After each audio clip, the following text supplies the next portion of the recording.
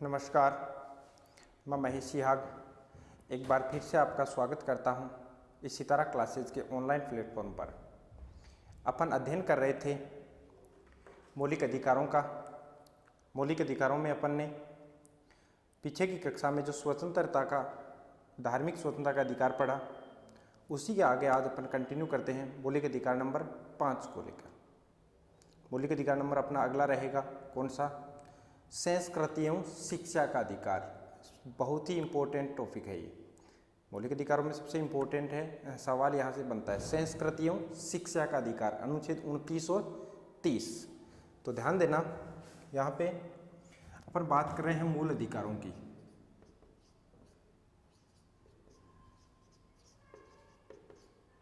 जो कि भाग नंबर कितने में है? 3 में है। मैंने एक चीज़ आपको बताई, भाग नंबर 3 को क्या बोलते हैं? भाग नंबर 3 को बोलते हैं भारतीय संविधान का मेग्ना कार्टा। क्या बोलते हैं? भारतीय संविधान का मेग्ना कार्टा बोलते हैं। तो आज अपना जो मौलिक अधिकार रहेगा वो कौन सा रहेगा? संस्कृति एवं शिक्षा का अधिकार। कौन सा रहेगा?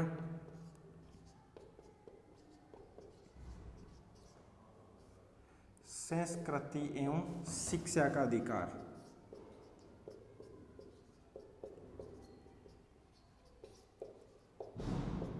संस्कृति एवं शिक्षा का अधिकार जो कि अनुच्छेद 29 और 30 में है। अनुच्छेद 29 और 30 में है संस्कृति एवं शिक्षा का अधिकार। इसमें केवल 2 ही अनुच्छेद हैं। उन 2 ही अनुच्छेदों का हमें अध्ययन करना है। अनुच्छेद 29 क्या बोलता है और अनुच्छेद 30 क्या बोलता है। ये जो मौलिक अधिकार है मुख्य रूप से ये अल्पसंख्यकों के लिए है। किसके लिए है? ये अल्पसंख्यकों के लिए है। तो ध्यान देना मेरी बात पे, मैंने किसके लिए बोला है? अल्पसंख्यक बोला है। मुख्य रूप से ये अल्पसंख्यकों के लिए है। अब आपके दिमाग में सवाल आ रहा है, सर ये अल्पसंख्यक क्या होते हैं? अल्पसंख्यक क्या होते हैं? तो इसको अगर अपन इसकी परिभाषा के रूप में देखें तो सुप्रीम कोर्ट ने, ध्यान से देखना, ये बहुत ही इंपॉर्टेंट टॉपिक है आज अपना, तो इसको ध्यान से पढ़ना कि अल्पसंख्यकों को जो मौलिक अधिकार दिए गए हैं संस्कृति और शिक्षा का, उसमें अल्पसंख्यक जो नाम है, अल्पसंख्यक का अर्थ क्या होता है? क्या होते हैं अल्पसंख्यक? तो बात करूं अल्पसंख्यक की, तो सुप्रीम कोर्ट ने सन 2002 में, सुप्रीम कोर्ट ने सन 2002 में क्या बोला कि अल्पसंख्यक वो होंगे जो 50% से क्या है? कम है। अब किसमें 50%? कौन होंगे 50% से कम? तो ध्यान देना कि भाषा और धर्म के आधार पर अल्पसंख्यक बनाए गए या अल्पसंख्यकों का बंटवारा किया गया कि अल्पसंख्यक में कौन आएंगे, किसके आधार पर? भाषा और धर्म। तो ये चीज़ आप ध्यान रखना कि भाषा और धर्म के आधार पे अल्पसंख्यक डिसाइड किए गए भाषा और धर्म के आधार पे। तो सुप्रीम कोर्ट ने सन 2002 में भाषा और धर्म के आधार पे अल्पसंख्यकों की परिभाषा क्या दी कि जिनका या जो 50% से कम हैं, जिस धर्म के लोग 50% से कम हैं, जैसे हिंदू की अगर मैं बात करूं तो हिंदू अल्पसंख्यक में नहीं आएंगे। यह हिंदू अल्पसंख्यक में नहीं आएंगे क्योंकि हिंदू की जो आबादी है वो 80% के, लगभग 80% के करीब है, लगभग 80% के करीब है। तो हिंदू यहाँ नहीं आएंगे। जिनकी आबादी या जो भाषा और धर्म के आधार पे जो कैंडिडेट हैं वो अगर 50% से कम है तो वो किस में आएंगे? अल्पसंख्यक में आएंगे। तो समझ में आई बात? जो 50% से कम है वो किस में आएंगे? अल्पसंख्यक में आएंगे। तो हिंदू नहीं आएंगे तो कौन आएंगे? तो वर्तमान में जो अल्पसंख्यक में आते हैं, वो 6 धर्म के लोगों को मान्यता दी गई है। कौन कौन से हैं? मुस्लिम, सिख, ईसाई, जैन, पारसी और बौद्ध। इनका जो अस्तित्व है वो संपूर्ण देश में 50% से क्या है? कम है। अर्थात धर्म और भाषा के आधार पर अल्पसंख्यकों का जब विभाजन या अल्पसंख्यक जब बनाए गए, सुप्रीम कोर्ट ने परिभाषा क्या दी कि जिनकी आबादी या जो 50% से कम है उनको किस में रखा गया है, अल्पसंख्यक में रखा गया है। तो उम्मीद करता हूँ समझ में आई ये बात कि अल्पसंख्यक को क्या प्रदान किया गया है, संस्कृति और शिक्षा का जो अधिकार है उसकी अगर बात करें तो अल्पसंख्यकों को दिए गए। और अल्पसंख्यक के सुप्रीम कोर्ट ने परिभाषा दी सन 2002 में, क्या दी कि भाषा और धर्म के आधार पर अगर अपन बात करें तो जिनका अस्तित्व 50% से कम है उनको किस में रखा जाएगा, अल्पसंख्यक में रखा जाएगा। और वर्तमान की अगर बात करें तो 6 धर्मों के लोगों को रखा गया, मुस्लिम, सिख, ईसाई, जैन, पारसी और बौद्ध। तो यहाँ तक चीज़ क्लियर है। अब अपन पॉइंट टू पॉइंट एक एक पॉइंट इनका कवर करेंगे। तो अब मैं चलूँगा आगे। तो इसमें अनुच्छेद 2 पढ़ने अपन को, अनुच्छेद 29 और 30 के भी पार्ट है। अनुच्छेद 29(1) अलग है, अनुच्छेद 29(2) अलग है। यहाँ से सवाल बनता है क्या कि अनुच्छेद 29(1) में क्या है, अनुच्छेद 29(1) में क्या है। तो मैं अगर आपके सामने बात करूँ अनुच्छेद 29(1) की, तो इसमें क्या लिखा गया है कि भारत के प्रत्येक नागरिक को, सभी नागरिकों की बात कर रहा है, भारत के प्रत्येक नागरिकों को जिसकी अपनी विशेष भाषा या लिपि या संस्कृति है वह उसे बनाए रख सकता है या उसे बनाए रखने का अधिकार प्राप्त है। तो ध्यान देना, ये भारत के सभी नागरिकों की बात करता है, ये भारत के सभी नागरिकों की बात करता है। तो अनुच्छेद 21 क्या बोलता है कि भारत का प्रत्येक नागरिक जिसकी अपनी विशेष भाषा, लिपि या संस्कृति है वह उसे बनाए रख सकता है, यह उसे अधिकार प्राप्त है। अनुच्छेद कौन से के तहत, 29(1). तो इसमें 3 बातें की गई हैं, वो चीज़ इंपॉर्टेंट है, भाषा, लिपि और संस्कृति। 3 पॉइंट है इसमें, भाषा, लिपि और संस्कृति। और किन नागरिकों की बात की गई है, सभी, प्रत्येक नागरिकों की बात की गई है इसमें। किसके, प्रत्येक, भारत के सभी नागरिक, भारत के प्रत्येक नागरिक, भारत के सभी नागरिकों की बात की गई है। तो ध्यान देना, नागरिक नाम आया है, इसका मतलब ही यहाँ क्लियर हो चुका है कि केवल और केवल किसकी बात की गई है, भारत के लोगों की बात की गई है जिनके पास भारत की नागरिकता है। तो ध्यान देना, अनुच्छेद 21 क्या बोलता है, 29(1) क्या बोलता है, 29(1) कि भारत का प्रत्येक नागरिक जिसकी अपनी कोई विशेष भाषा है, लिपि है या संस्कृति है वह उसे बनाए रख सकता है, वह उसे बनाए रख सकता है। ध्यान देना मेरी बात पे कि 29(1) ये बोल रहा है यहाँ पे कि सभी नागरिक जिसकी किसी ना किसी प्रकार, सभी नागरिकों की बात की है कि जिसकी कोई भाषा है विशेष या लिपि या संस्कृति है वह उसे बनाए रख सकता है, क्योंकि उसे अधिकार प्राप्त है, उसे मौलिक अधिकार प्राप्त है अनुच्छेद 29(1) के तहत, अनुच्छेद 29(1) के तहत।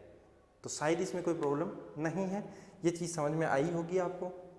29(1) में कोई प्रॉब्लम है, अनुच्छेद 29(1) में 1 में किसी प्रकार की कोई समस्या नहीं है कि भारत के सभी नागरिक जिसकी अपनी कोई विशेष भाषा, लिपि या संस्कृति है वह उसे बनाए रख सकता है। तो इसमें 3 पॉइंट जो निकल के आए हैं ये ध्यान रखना, भाषा, लिपि और संस्कृति। इसमें आपको सवाल पूछ सकता है निम्न में किसकी बात अनुच्छेद 29(1) में नहीं की गई है, किसकी बात अनुच्छेद 29(1) में नहीं की गई है। वहाँ पे आपको 3 ये मिल सकते हैं, एक कोई और मिल सकता है, सभ्यता, खान पान, और तीसरा कोई पॉइंट निकल सकता है। तो ये चीज़ आप ध्यान रखना, 3 शब्द दिए गए हैं, भाषा, लिपि और संस्कृति, तो इनका ध्यान रखना। और पूछ सकता है किनको प्रदान है, तो भारत के नागरिकों को, भारत के सभी नागरिकों को दिया गया है ये अधिकार कि वह अपनी भाषा, लिपि और संस्कृति को बनाए रख सकता है। तो उम्मीद करता हूँ समझ में आया 29(1). आगे चलते हैं, अनुच्छेद 29(2) ये क्या बोलता है, अनुच्छेद 29(2) अनुच्छेद 29(2) बोलता है, अनुच्छेद 29(2) बोलता है शिक्षण संस्थाओं में प्रवेश की स्वतंत्रता दी गई है। इसमें शिक्षण संस्थाओं में प्रवेश के अधिकार के बारे में बताया गया है कि किसी भी शिक्षण संस्थाओं में किसी को प्रवेश दिया जाता है तो उसे किस प्रकार से वंचित नहीं किया जाएगा। तो शिक्षण संस्थाओं में प्रवेश के बारे में, ये किसके बारे में है, अनुच्छेद 29(2) शिक्षण संस्थाओं में प्रवेश के बारे में, शिक्षण संस्थाओं में प्रवेश के बारे में कौन सा अनुच्छेद बोलता है? अनुच्छेद 29(2) बोलता है। अनुच्छेद 29(2) बोलता है। तो शायद प्रॉब्लम नहीं है। बात करें कैसे प्रवेश के बारे में बात कर रहा है। शिक्षण संस्थाओं में प्रवेश के बारे में बात तो कर रहा है, लेकिन कैसे? तो इसकी मैं अगर बात करूं तो इसमें क्या कहा गया है कि ऐसी शिक्षण संस्थाएं जो राज्य निधि से सहायता प्राप्त हैं, ऐसी शिक्षण संस्थाएं जो राज्य निधि से सहायता प्राप्त हैं, वो किसी भी नागरिक को धर्म, जाति, मूलवंश, भाषा के आधार पर प्रवेश से वंचित नहीं कर सकती। ध्यान देना, मैंने क्या बोला? ऐसी किसी भी शिक्षण संस्थाएं जो राज्य निधि से सहायता प्राप्त हैं, वो किसी भी नागरिक को धर्म, जाति, मूलवंश या भाषा के आधार पर प्रवेश से वंचित नहीं कर सकती। तो क्या निकल के आया कि ऐसी शिक्षण संस्थाएं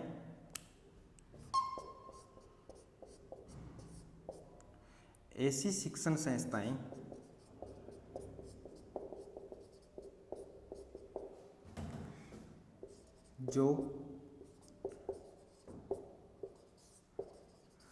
राज्य निधि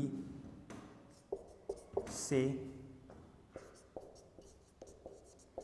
सहायता प्राप्त हैं, ऐसी शिक्षण संस्थाएं जो राज्य निधि से सहायता प्राप्त हैं, वो किसी भी नागरिक को धर्म, जाति, मूलवंश या भाषा के आधार पर प्रवेश से वंचित नहीं कर सकती या नहीं करेगी। तो ऐसी शिक्षण संस्थाएं जो राज्य निधि से सहायता प्राप्त हैं, किसी भी नागरिक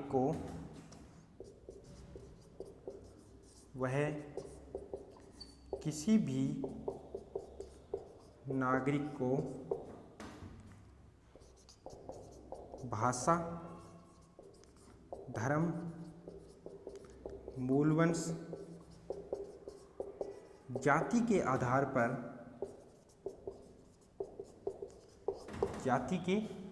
पर प्रवेश से, शायद दिखाई नहीं दे रहा है, प्रवेश से वंचित नहीं करेगी या कर सकती। ध्यान देना, क्या बोला है अनुच्छेद 29(2) ने? क्या बोला है कि शिक्षण संस्थाओं में प्रवेश के बारे में बोलता है। शिक्षण संस्थाओं में प्रवेश, अब वो शिक्षण संस्थाएं कौन सी होंगी? जो राज्य सहायता प्राप्त हैं, राज्य निधि से सहायता प्राप्त हैं। अब राज्य निधि से या मतलब सरकार के पैसों से जो शिक्षण संस्थाएं चलती है, उनकी बात यहाँ कर रहा है। अब राज्य निधि से सहायता प्राप्त हैं, वो किसी भी नागरिक को, भारत का चाहे कोई भी नागरिक हो, जिसके पास भारत की नागरिकता है, अगर वो उसमें प्रवेश लेना चाहता है, अगर वो उस शिक्षण संस्था में प्रवेश लेना चाहता है, तो वो इस आधार पर वो शिक्षण संस्था उसको मना नहीं करेगी कि आप किस जाति के हो, किस धर्म के हो, आपकी भाषा क्या है और आप मूल वंश मतलब आपका वंश क्या है।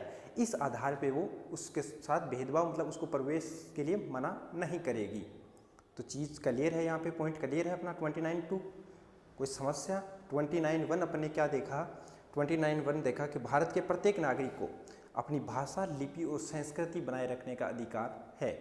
29(2) क्या बोलता है? शिक्षण संस्थाओं के प्रवेश के बारे में, और जो शिक्षण संस्थाएं राज्य सहायता या राज्य की निधि से सहायता प्राप्त हैं, उन शिक्षण संस्थाओं में भारत के किसी भी नागरिक के साथ ये रोक नहीं होगी, भारत के किसी भी नागरिक को रोका नहीं जाएगा कि आप किस भाषा का यूज कर रहे हो या किस जाति से हो या आपका मूलवंश क्या है।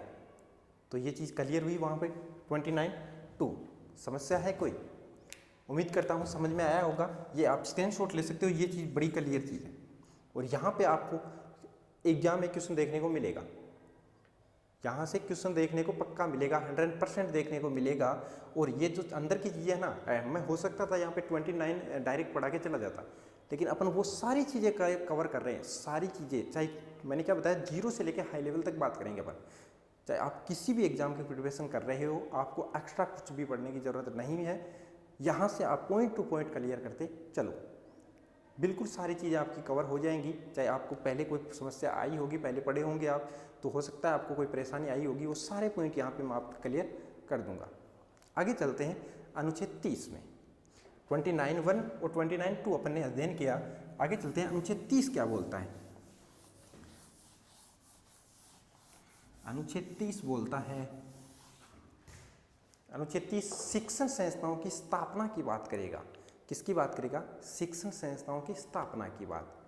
तो देखते हैं अनुच्छेद 30।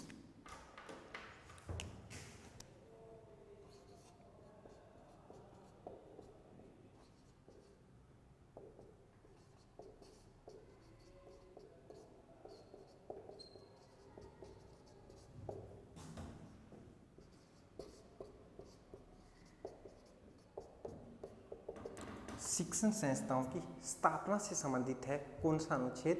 अनुच्छेद 30। ध्यान देना, संस्कृति एवं शिक्षा, डायरेक्ट सवाल पूछता है यहाँ से, संस्कृति कौन से अनुच्छेद में, शिक्षा कौन से अनुच्छेद में? तो पहले अपने संस्कृति की बात की थी। हाँ, अनुच्छेद 29(2) में अपन ने शिक्षण संस्थाओं की भी बात की, लेकिन अनुच्छेद 29(1) में अपन ने संस्कृति की भी बात की कि भाषा लिपि उस संस्कृति को बनाए रखने का अधिकार देता है अनुच्छेद 29(1). तो ये चीज़ ध्यान रखना, संस्कृति अनुच्छेद 29 में और शिक्षा की बात करेगा अनुच्छेद 29 नहीं अनुच्छेद 13, अनुच्छेद 30। तो अब चलते हैं अनुच्छेद, इसके भी 2 पॉइंट, अनुच्छेद 30(1) और अनुच्छेद 30(2). तो यहाँ पे पहले सबसे पहले अपने पास निकल के आता है अनुच्छेद 30(1). अनुच्छेद 30(1) ये क्या बोलता है? ये बोलता है अल्पसंख्यकों को शिक्षण संस्थाओं की स्थापना करने का अधिकार दिया गया है। अनुच्छेद 31 में अल्पसंख्यकों को शिक्षण संस्थाओं की स्थापना करने का अधिकार दिया गया है। अब अल्पसंख्यक कौन होंगे वो चीज़ अपने बात कर लिए पहले। तो अल्पसंख्यकों को शिक्षण संस्थाओं की स्थापना करने का अधिकार देता है कौन सा अनुच्छेद? अनुच्छेद 30(1). अल्पसंख्यकों को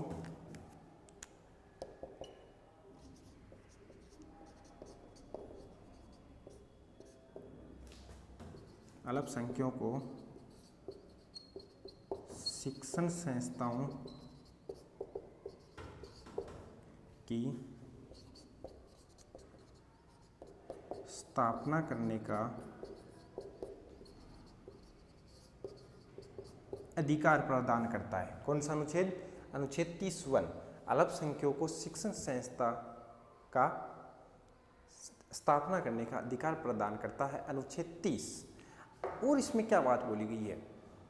इसमें बोला गया है कि भाषा धर्म पर आधारित सभी अल्पसंख्यक वर्ग अपनी इच्छा के अनुसार या अपनी रुचि के अनुसार किसी भी शिक्षण संस्थाओं की स्थापना कर सकते हैं। तो ये चीज़ ध्यान रखना कि अल्पसंख्यकों को शिक्षण संस्थाओं की स्थापना करने का अधिकार देता है कौन सा अनुच्छेद? अनुच्छेद 30(1). अगर इसके ऊपर व्याख्या करें तो किस आधार पर अल्पसंख्यकों को? तो भाषा और धर्म के आधार पर किसी भी अल्पसंख्यक को अपनी शिक्षण संस्थाओं की स्थापना करने का अधिकार प्रदान किया गया है। तो ये चीज़ क्लियर हुई कि भाषा और धर्म के आधार पर अल्पसंख्यक वर्गों को अपनी रुचि के अनुसार, अपनी इच्छा के अनुसार किसी भी शिक्षण संस्थाओं की स्थापना करने का अधिकार प्रदान करता है अनुच्छेद नंबर 30(1). तो प्रॉब्लम है भाषा और धर्म के आधार पे, भाषा और धर्म के आधार पर अल्पसंख्यक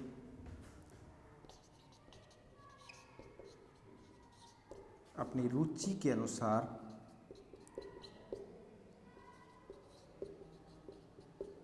शिक्षण संस्थाओं की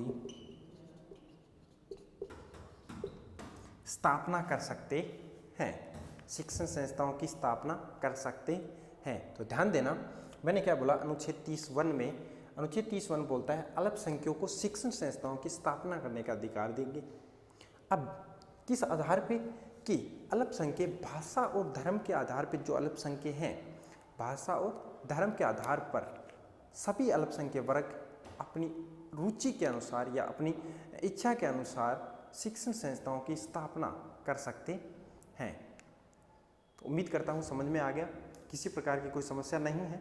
तो ध्यान देना, दोबारा देख लेना ये चीज़ कि भाषा और धर्म के आधार पर या भाषा और धर्म पर आधारित सभी अल्पसंख्यक वर्ग, भाषा और धर्म पर आधारित सभी अल्पसंख्यक वर्ग अपनी रुचि के अनुसार शिक्षण संस्थाओं की स्थापना कर सकते हैं। ये बात बोलता है अनुच्छेद 30(1). अनुच्छेद 30(1). तो सीधा सीधा यहाँ से प्रश्न एक बनता है, ये डायरेक्ट प्रश्न पूछा जाता है कि अल्पसंख्यकों को शिक्षण संस्थाओं की स्थापना करने का अधिकार कौन सा अनुच्छेद प्रदान करता है? अल्पसंख्यकों को शिक्षण संस्थाओं की स्थापना करने का अधिकार कौन सा अनुच्छेद देता है? अनुच्छेद 30(1), अनुच्छेद 30(1). तो ये डायरेक्ट सवाल पूछा जाता है, यहाँ से डायरेक्ट सवाल पूछा जाता है। तो इस चीज़ का आप ध्यान देना कि अल्पसंख्यकों को शिक्षण संस्थाओं की स्थापना करने का अधिकार देता है अनुच्छेद 30(1). कौन सा अधिकार, कौन सा अनुच्छेद? अनुच्छेद 30(1). तो उम्मीद करता हूँ कवर हो गया। चलें आगे। आगे इसमें है अनुच्छेद 30(2). 30(2) क्या बोलता है? अनुच्छेद 30(2) क्या बोलता है उसकी अगर अपन बात करें तो अनुच्छेद 30(2) बोलता है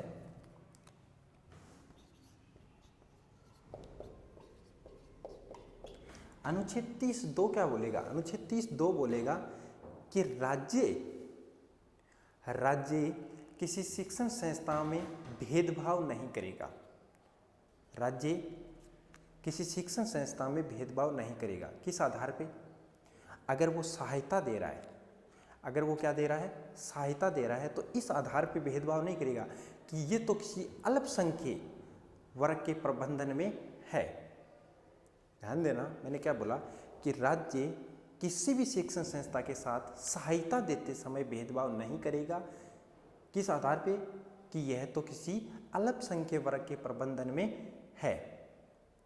तो क्या बोला कि राज्य किसी भी शिक्षण संस्था से भेदभाव पर प्रतिषेध करता है, शिक्षण संस्थाओं में भेदभाव पर प्रतिषेध करता है या रोक लगाता है। शिक्षण संस्थाओं में भेदभाव पर रोक, कौन सा अनुच्छेद लगाता है? अनुच्छेद 30(2). शिक्षण संस्थाओं में भेदभाव पर रोक, भेदभाव नहीं कर सकता। किस आधार पे नहीं करेगा? ये चीज़ अपन कर रहे हैं। किस आधार पे नहीं करेगा? कि राज्य किसी भी शिक्षण संस्थाओं को सहायता देते समय इस आधार पे भेदभाव नहीं करेगा कि यह तो किसी अल्पसंख्यक वर्ग के प्रबंधन में है, किसी अल्पसंख्यक वर्ग के प्रबंधन में है। तो ध्यान देना क्या चीज़ निकल के आई अपने सामने कि राज्य किसी शिक्षण संस्था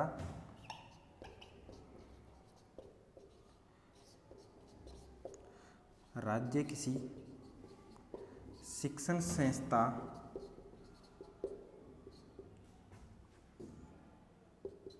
से शिक्षण संस्था में सहायता देते समय इस आधार पर भेदभाव नहीं करेगा कि यह तो किसी अल्पसंख्यक के प्रबंधन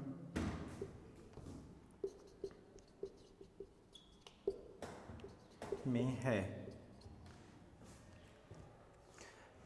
राज्य अगर शिक्षण संस्थाओं को सहायता दे रहा है तो किसी शिक्षण संस्था में इस प्रकार से या किसी शिक्षण संस्था में इसलिए भेदभाव नहीं करेगा कि यह तो किसी अल्पसंख्यक द्वारा स्थापित की गई है, ये तो किसी अल्पसंख्यक द्वारा स्थापित की गई है। तो इस चीज़ का ध्यान रखना, आप बिल्कुल ध्यान रखना कि राज्य शिक्षण से, अब देखो अनुच्छेद 29(2) और अनुच्छेद 13(2) इन दोनों में क्या फ़र्क है? हो सकता है आप इन दोनों में कंफ्यूज हो रहे हैं।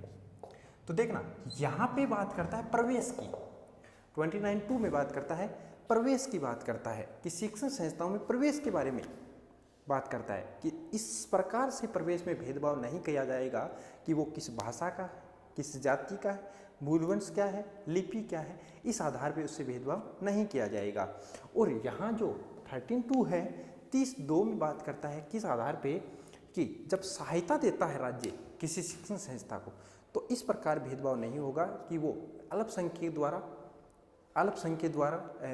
स्थापित की गई है या बहुसंख्यक के द्वारा, इस प्रकार वो भेदभाव नहीं करेगा। तो इन दोनों में कंफ्यूज मत होना, 29(2) और 13(2) में कंफ्यूज मत होना। एक प्रवेश की बात करता है और एक सहायता की बात करता है। एक प्रवेश पे रोक लगाता है कि भाई आप निलंबित नहीं कर सकते या वंचित नहीं कर सकते, प्रवेश से वंचित नहीं कर सकते, और एक ये बोलता है कि आप सहायता से वंचित नहीं कर सकते या सहायता करते समय इस प्रकार भेदभाव नहीं कर सकते कि ये शिक्षण संस्था जो है वो किसी अल्पसंख्यक द्वारा स्थापित की गई है। तो समझ में आया पॉइंट। एक इनमें अंतर और है, अनुच्छेद 29 और 13 में एक अंतर मुख्य रूप से और है। वो अंतर क्या है?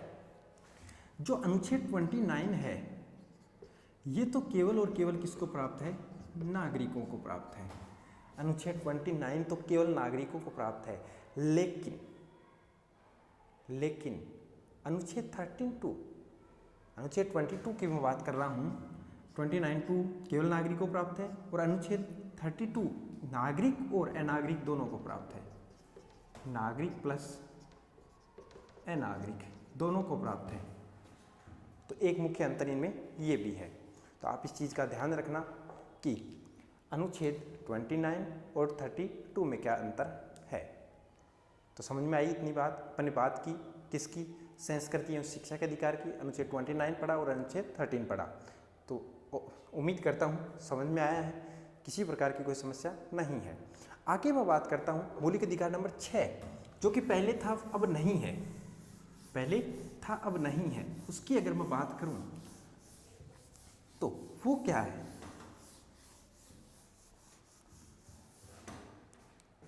पहले था अब नहीं है। पहले था कौन सा? संपत्ति का अधिकार। आपको पता है पहले ये मौलिक अधिकार था। पूछता है संपत्ति का अधिकार अब कहाँ है? अब यहाँ नहीं है मौलिक अधिकार, अब हटा दिया गया है। पहले अपन ने कुछ बात की भी है। कौन से अनुच्छेद में था? सवाल ये पूछता है आजकल।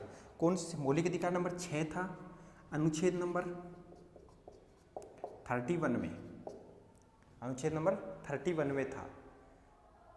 अब इससे क्या कर दिया गया? हटा दिया गया है। किस संविधान संशोधन द्वारा?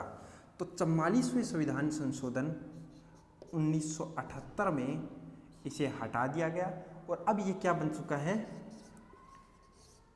विधिक अधिकार बन चुका है। कौन सा अधिकार बन चुका है? विधिक अधिकार बन चुका है। अनुच्छेद 300 के तहत या अनुच्छेद 301 के तहत। अनुच्छेद 300 के तहत। तो इतनी चीज इसकी भी याद रखना। हटा दिया गया है, लेकिन हो सकता है सवाल पूछ लिया जाए। तो सवाल क्या पूछेगा कि पहले 7 मौलिक अधिकार थे, अब उनमें से कौन सा नहीं है? या ऐसे सवाल भी आता है निम्न में से कौन सा मौलिक अधिकार नहीं है? निम्न में से कौन सा मौलिक अधिकार नहीं है? तो उसमें आपको धार्मिक स्वतंत्रता का अधिकार देगा, स्वतंत्रता का अधिकार देगा, उसमें आपको संस्कृति और शिक्षा का अधिकार देगा, उसमें आपको संपत्ति का अधिकार देगा। तो आपको ध्यान रखना संपत्ति का जो अधिकार है वो मौलिक अधिकार नहीं है। पहले था, सन 1978 से पहले था, लेकिन अब नहीं है। अब इसे 44वां संविधान संशोधन 1978 के तहत हटा के मौलिक अधिकारों से और अनुच्छेद 300 के तहत एक विधिक अधिकार बना दिया गया है। विधिक अधिकार बना दिया गया है। तो इतनी चीज़ इसके भी याद रखनी जरूरी है। हो सकता है सवाल पूछ लिया जाए। तो उम्मीद करता हूँ क्लास समझ में आई होगी, अच्छे से अपने नोट्स बना रहे होंगे और आने वाले एग्जाम में आप अच्छा स्कोर कर पाएंगे। ठीक है।